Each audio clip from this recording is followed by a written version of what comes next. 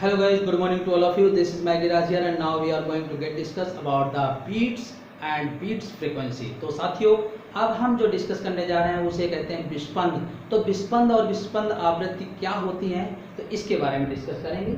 तो विस्पंद व विस्पंद आवृत्ति, तो ध्यान रखिएगा कि जब दो समान आयाम और भिन्न भिन्न आवृत्तियों की तरंगें एक साथ और एक ही दिशा में संचरित होती हैं तो क्या होता है, किसी क्षण उनके आयाम बढ़ जाते हैं और किसी क्षण उनके आयाम घट जाते हैं। तो ध्यान रखिएगा, आयामों में नियमित उतार या चढ़ाव ही विस्पंद कहलाते हैं। अर्थात एक चढ़ाव और एक उतार मिल करके एक विस्पंद बनता है। तो ध्यान रखिएगा कि जब दो समान आयाम की तरंगें a sin 2 पाई n1t और दूसरा है a sin 2 पाई n2, जब दो समान आयाम और भिन्न भिन्न आवृत्तियों की दो तरंगें एक साथ संचरित होती हैं तो कभी यानी किसी क्षण आयामों में वृद्धि होगी,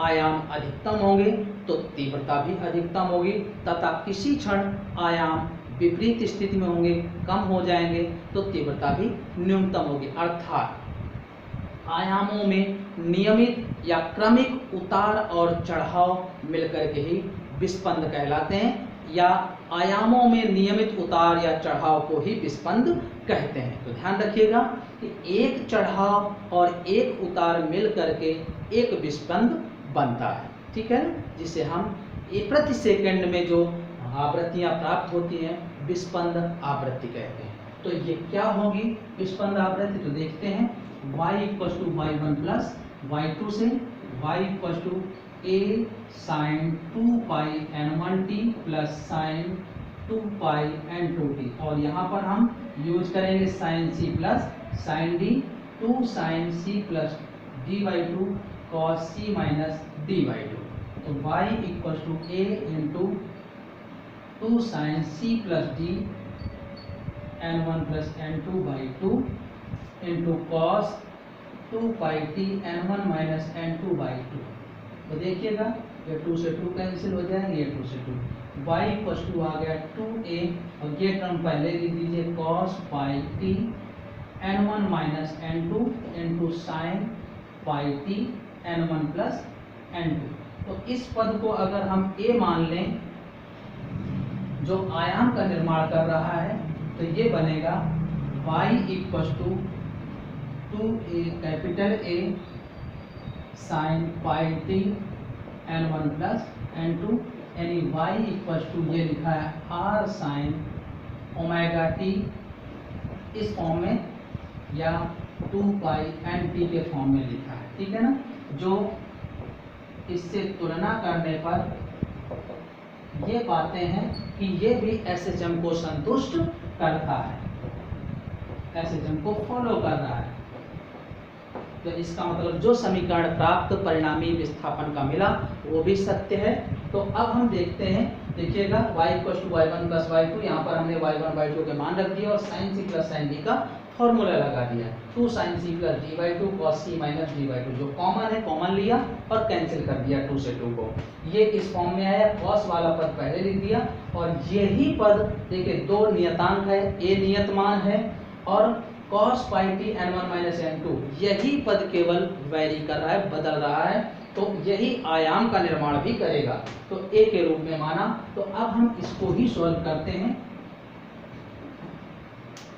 ये देखिएगा जहाँ a ये लिखा है cos pi t n1 minus n2 = a, तो ध्यान रखिएगा आयाम के अधिकतम मान के लिए,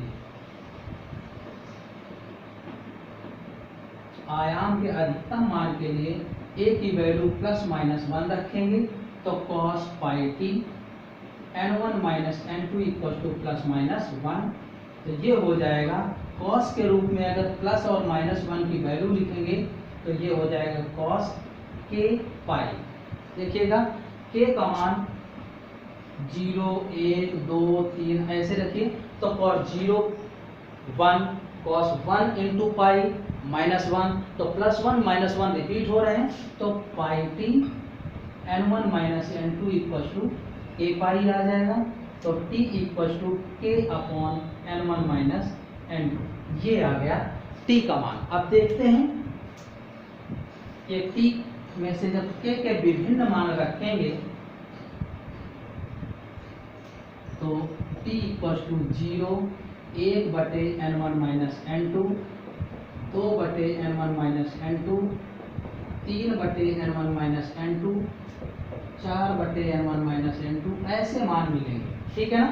तो किन्हीं भी दो के बीच का अगर अंतर कर दें आप, तो ये मान लेते हैं समय लगेगा t, और ये आएगा, ये मान लेते हैं कि capital N n1 minus n2। देखिएगा अंतर तो आएगा 1, चाहे इसमें 0 घटाएंगे तो 2 में 1 को घटाएंगे तो 1 ही रहेगा, 3 में 2 घटाएंगे तो लगातार अंतर होना चाहिए। तो ये इनटू जितने भी विस्पंद हों, n का मान है विस्पंदों की संख्या। तो देखिएगा प्रति सेकंड जब विस्पंद प्रति सेकंड अर्थात t बराबर 1 सेकंड ज्ञात करें तो ये आ जाएगा 1 equal to n upon n1 minus n2, तो n इक्वल टू आ जाएगा n1 माइनस n2। ये है विस्पंद प्रति सेकंड, यानी बीट्स फ्रीक्वेंसी बोलते हैं इसे, तो ये आएगा। तो पहली स्थिति हमने तब के लिए निकाला आयामों के अधिकतम मान के लिए। अब देखते हैं कि जब हम आयामों के न्यूनतम मान के लिए हल करेंगे तब भी यही विस्पंद आना चाहिए और यही आएंगे। तो आयाम के न्यूनतम मान के लिए a का मान क्या हो जाएगा, 0 हो जाएगा, यही न्यूनतम मान हो सकता है। तो cos pi T n1 minus n2 equal to 0 या cos k प्लस 1/2 पाई, ये लिख सकते हैं। अर्थात यहाँ पर जब हम लिखेंगे k का मान 0 1 2 3,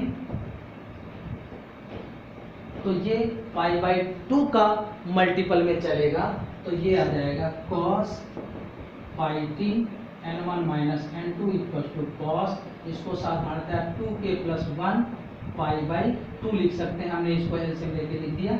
चेक कर लीजिएगा, k का मान 0 रखेंगे तो 1/2 पाई cos 90 का मान 0, फिर 1 रखेंगे तो 3 पाई/2 यानी 270, फिर मान 0, तो ये ऐसे आएंगे, ठीक है।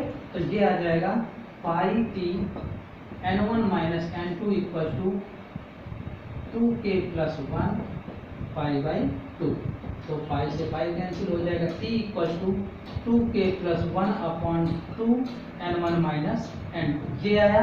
अब इसमें अगर हम k के क्रमिक मान रखते हैं ये, तो देखिएगा t इक्वल टू 0 रख देंगे यहाँ, तो 1 अपॉन 2 n1 माइनस n2, फिर 1 रखेंगे तो 3 अपॉन 2 n1 माइनस n2, फिर 2 रखेंगे तो 5 अपॉन 2 n1 माइनस n2, फिर 7 अपॉन 2 n1 माइनस n2, इस तरीके से ये आएंगे।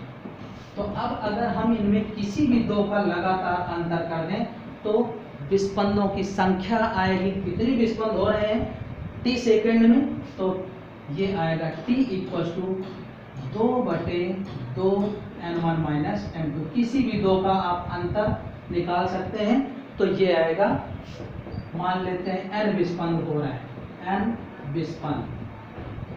विस्पंदों की संख्या है। तो अगर t का मान 1 सेकंड में निकाल रहे हैं तो 1 equal to n upon n1 minus n2, तो n equal to n1 minus n2 आ जाएगा। अर्थात विस्पंदों की संख्या प्रति सेकंड, इनको क्या बोलेंगे, विस्पंद प्रति सेकंड, तो ये फिर से n1 माइनस n2 के ही तुल्य प्राप्त होंगे। तो इस तरीके से हम विस्पंद आवृत्ति ज्ञात कर पाएंगे।